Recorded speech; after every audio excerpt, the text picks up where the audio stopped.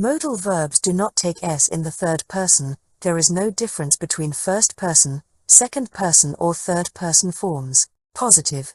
Negative. Question. I should go. I should not go. Should I go? You should go. You should not go. Should you go? We should go. We should not go. Should we go? They should go. They should not go. Should they go? He should go. He should not go. Should he go? She should go. She should not go. Should she go? It should go. It should not go. Should it go? Example sentences with modal verbs should. Positive. I should go now. You should go to bed early. We should go on a vacation. They should go to the party. He should go to the doctor. She should go for a walk. It should go in the trash. Negative. I should not go to that place again. You should not go alone at night.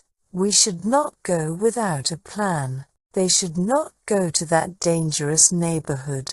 He should not go to work sick. She should not go against her principles. It should not go in the microwave. Question. Should I go with you? Should you go to the party? Should we go to the beach? Should they go on a trip? Should he go to the meeting? Should she go to the gym?